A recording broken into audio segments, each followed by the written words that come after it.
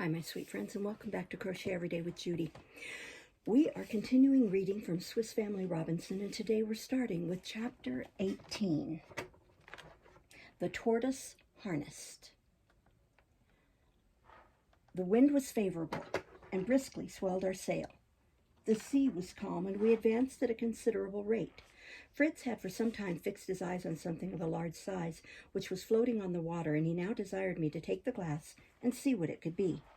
I soon perceived that it was a tortoise which had fallen asleep in the sun on the surface of the water.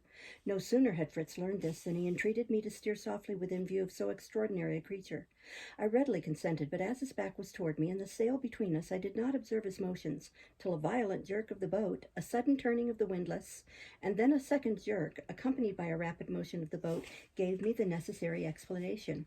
"For heaven's sake, what are you about, Fritz?" exclaimed I, somewhat alarmed.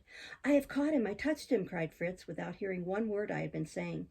"The tortoise is ours, it cannot escape, father. Is not this, then, a valuable prize? For it will furnish dinners for us all for many weeks." I soon perceived that the harpoon had caught the animal, which, feeling itself wounded, thus agitated the vessel in its endeavors to get away. I quickly pulled down on the sail, and seizing a hatchet, sprang to the boat's head to cut the rope, and let the harpoon and the tortoise go. But Fritz caught hold of my arm, conjuring me to wait a moment, and not so hastily bring upon him the mortification of losing at one stroke the harpoon, the rope, and the tortoise. He proposed watching himself with the hatchet in his hand to cut the rope should any sign of danger appear, and I yielded to his entreaties. Thus then, drawn along by the tortoise, we proceeded with a hazardous rapidity. I soon observed that the creature was making for the sea. I therefore again hoisted the sail, and as the wind was to the land and very brisk, the tortoise found resistance of no avail. He accordingly fell into the track of the current and drew us straight toward our usual place of landing, and by good fortune without striking upon any of the rocks. We, however, did not disembark without one difficult adventure. The state of the tide was such as to throw us upon a sandbank. We were at this time within a gunshot of the shore. The boat, though driven with violence, remained upright in the sand. I stepped into the water, which did not reach far above my knees, for the purpose of conferring upon our conductor his just reward for the alarm he had caused us, when he suddenly gave a plunge and then disappeared. Following the rope, I presently saw the tortoise stretched at length at the bottom of the water, where it was so shallow that I soon found means to put an end to its pain by cutting off his head with the hatchet. Being now near Tent House, Fritz gave a halloo and fired a gun to apprise our relatives that we were not only arrived, but arrived in triumph. This soon produced the desired effect. The mother and her 3 young ones soon appeared, running toward us, upon which Fritz jumped out of the boat, placed the head of our sea prize on the muzzle of his gun, and walked ashore, which I reached at the same moment. I requested my wife to go with 2 of the younger boys to Falcon's Stream, and fetch the sledge and the beasts of burden, that we might see at least a part of our booty from the ship put safely under shelter the same evening. A tempest or even the tide might sweep away the whole during the night. We took every precaution in our power against the latter danger by fixing the boat and the raft now, at the time of its reflux, as securely as we could without an anchor. While we were employed on this scheme, the sledge arrived, and we placed the tortoise upon it, and also some articles of light weight, such as mattresses, pieces of linen, etc. Our first concern on reaching our abode was the tortoise, which we immediately turned on his back, that we might strip off the shell and make use of some of the flesh while it was fresh. Taking my hatchet, I separated the upper and under shell all round, which were joined together by cartilages. The upper shell of the tortoise is extremely convex. The under, on the contrary, is nearly flat. I cut away as much of the flesh of the animal as was sufficient for a meal, and laid the rest carefully on the under shell, which served as a dish, recommending to my wife to cook what I had cut off on the other shell with no seasoning than a little salt, and pledged myself that she would produce a luxurious dish. Fritz, I thought, father, of cleaning the shell thoroughly and fixing it by the side of our river, and keeping it always full of pure water for my mother's use when she has to wash the linen or cook our victuals. Father, excellent, excellent, my boy. All honor to the founder of the pure water tub. This is what I call thinking for the general good, and we will take care to execute the idea as soon as we can prepare some clay as a solid foundation for its bottom. Ernest, when the water tub is complete, I will put some roots I have found to soak a little in it, for they are now extremely dry. I do not exactly know what they are. They look something like the radish or horseradish, but the plant from which I took them was almost the size of a bush. Father, If my suspicion is right, you have made a beneficial discovery, which, with the assistance of our own wild roots, may furnish us the means of existence as long as we may remain in this island. I think your roots are manioc, of which the natives of the West Indies make a sort of bread or cake which they call cassava. But we must first carry the production through a certain preparation without which it possesses pernicious properties. Try to find the same place and bring a sufficient quantity for our first experiment. We had finished unloading the sledge, and I bade the 3 eldest boys accompany me to fetch another load before it should be dark.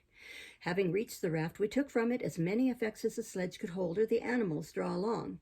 One object of my attention was to secure 2 chests which contained the clothes of my family. I reckoned also on finding in one of the chests some books on interesting subjects, and principally a large, handsomely printed Bible. I added to these 4 cartwheels and a hand mill for grinding, which, now that we had discovered the manioc, I considered of signal importance. These and a few other articles completed our present load. On our return to Falcon's Nest, we found my wife looking anxiously for our arrival, and ready with the welcome she had promised of an ample and agreeable repast. Before she had well examined our new stores, she drew me with one of her sweetest smiles by the arm. "Step this way," said she, and leading to the shade of a tree, "this is the work I performed in your absence," pointing to a large cask half sunk in the ground and the rest covered over with branches of trees.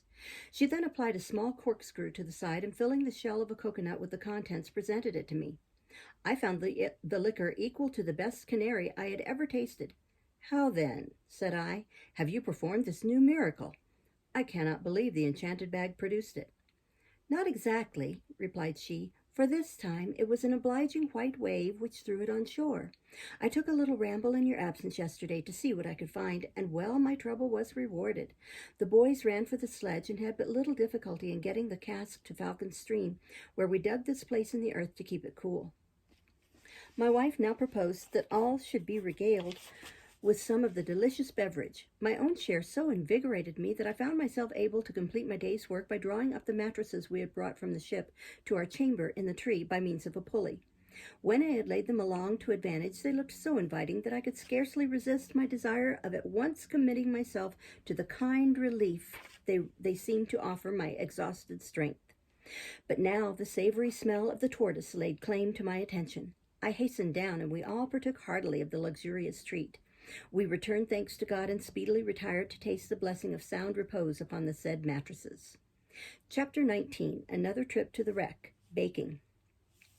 After breakfast the next morning, we returned to the seaside to complete the unloading of the raft, that it might be ready for sea on the flowing of the tide.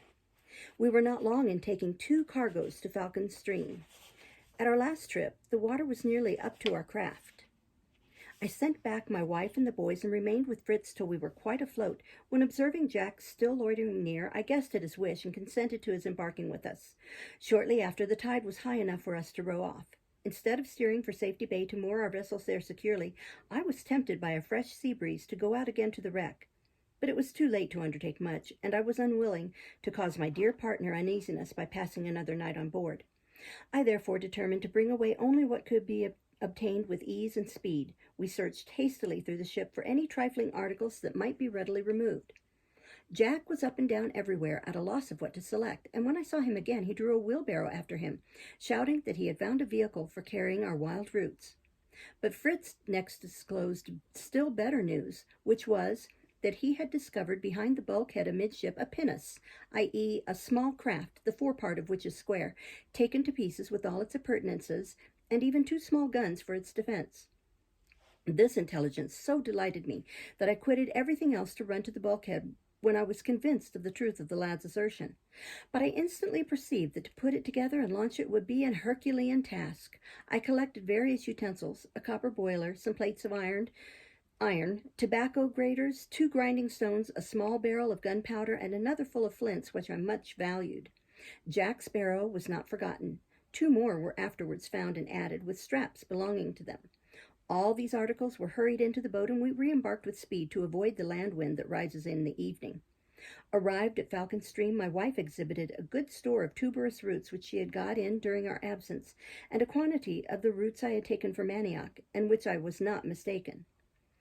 "But now," said I, "for some supper and repose, and if my little workmen should be industriously inclined tomorrow, I shall reward them with the novelty of a new trade to be learned. This did not fail to excite the curiosity of all, but I kept my word and made them wait till the following day for the explanation I had to give. I waked the boys very early, reminding them that I had promised to teach them a new trade. "What is it? What is it?" exclaimed they all at once, springing suddenly out of bed and hurrying on their clothes. "Father, it is the art of the baker, my boys. Hand me those iron plates that we bought yesterday from the vessel, and the tobacco graters also, and we will make our experiment. Ernest, bring hither the roots you found. But first, my dear, I must request you to make me a small bag of a piece of strong wrapper cloth."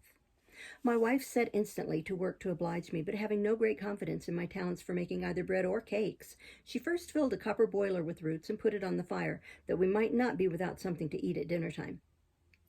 In the meantime, I spread a piece of coarse linen on the ground and assembled my young ones round me.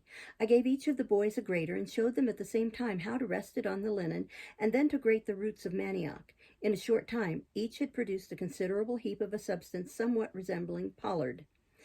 By this time, my wife had completed the bag. I had it well filled with what we called our pollard, and she closed it securely by sewing up the end. I was now to contrive a kind of press. I cut a long, straight, stout branch from a neighboring tree and stripped it of the bark. I then placed a plank across the table we had fixed between the arched roots of our tree, and which was exactly the right height for my purpose, and on this I laid the bag.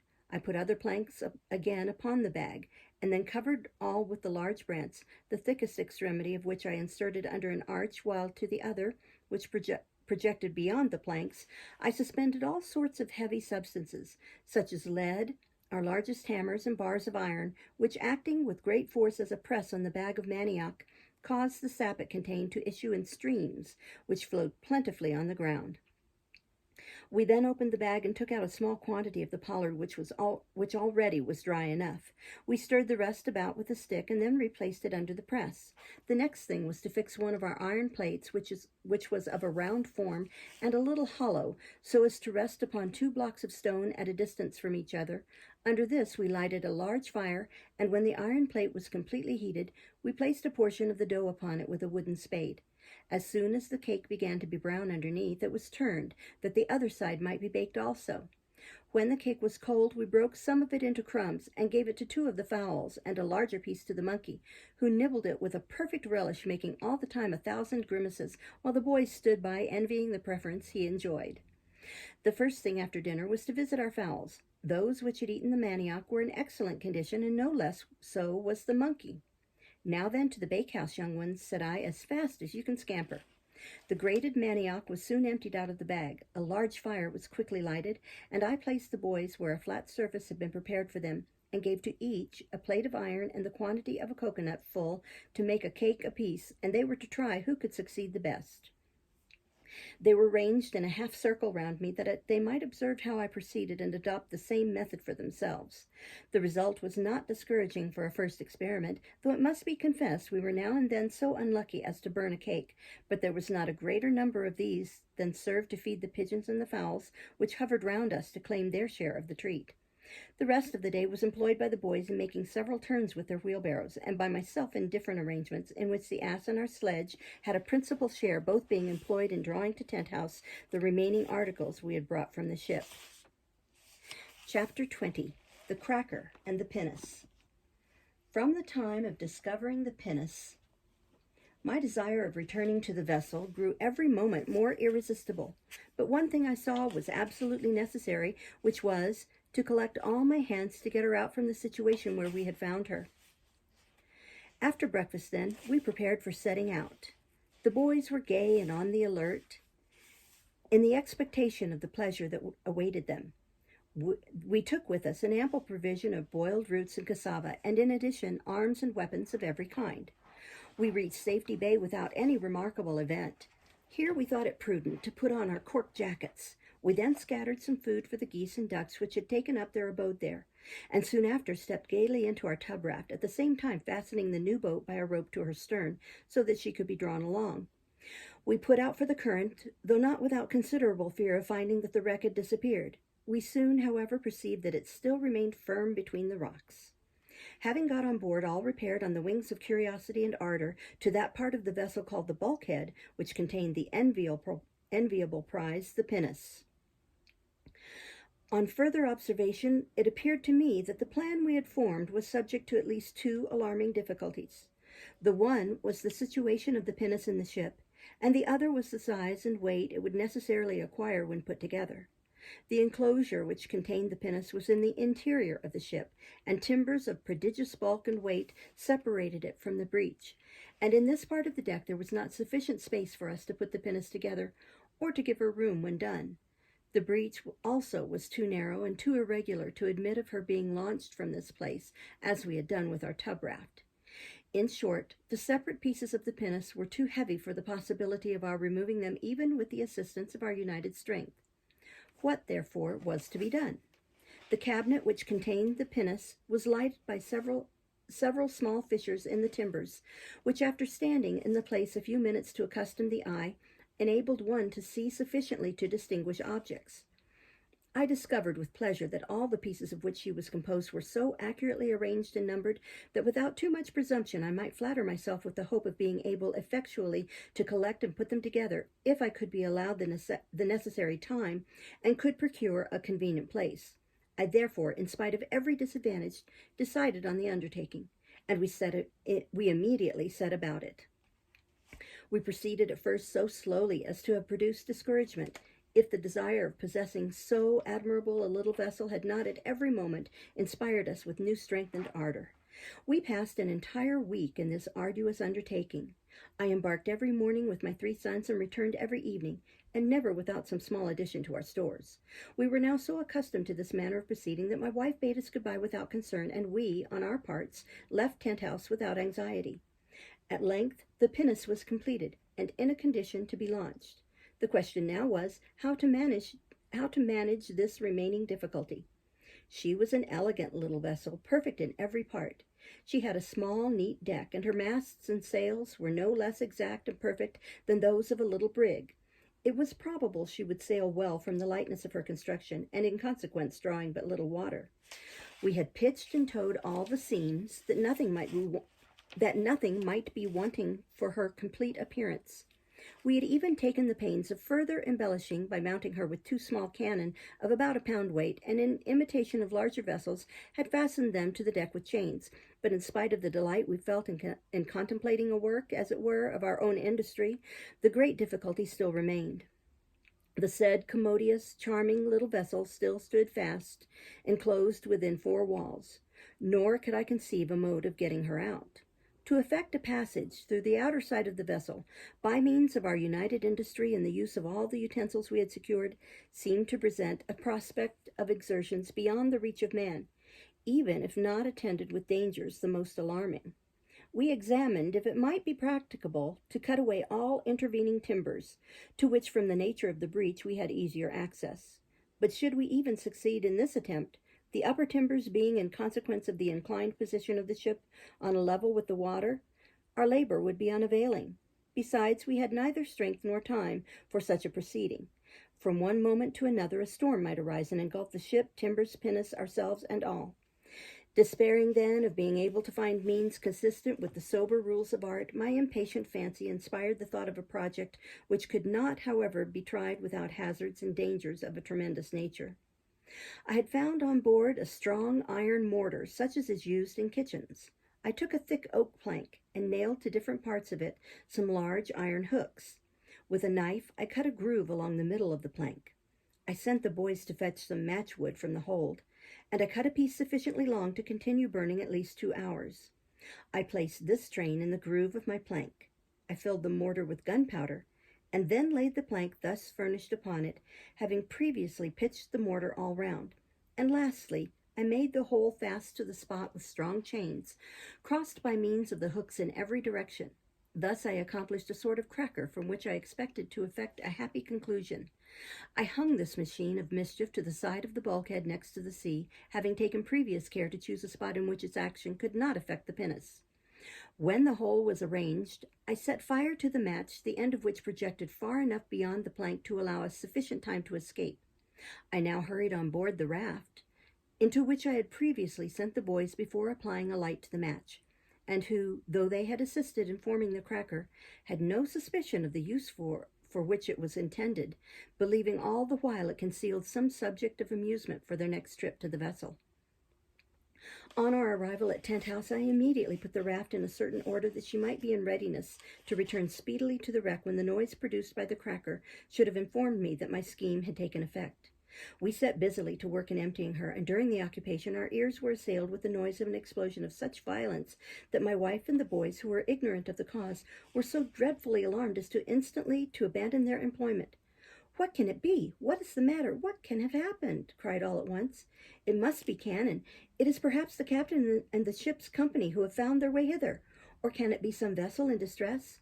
Can we go to its relief?"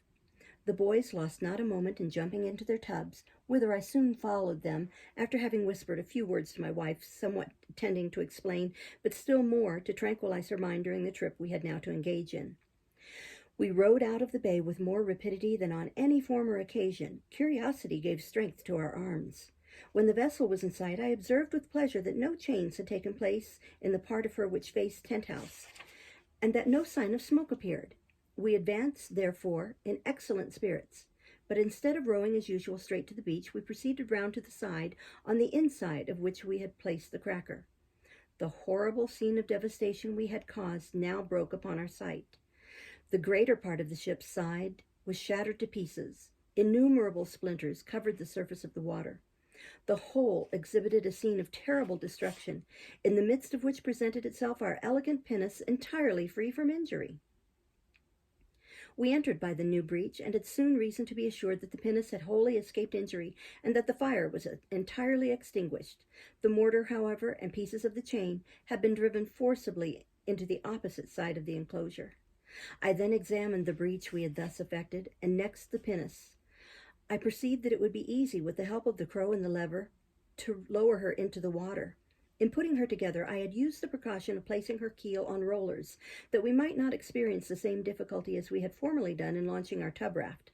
Before letting her go, however, I fastened the end of a long, thick rope to her head, and the other end to the most solid part of the wreck, for fear of her being carried out too far. We put our whole ingenuity and strength to this undertaking, and soon enjoyed the pleasure of seeing our pinnace descend gracefully into the sea. 2 whole days more were spent in completely equipping and loading the beautiful little barge we had now secured.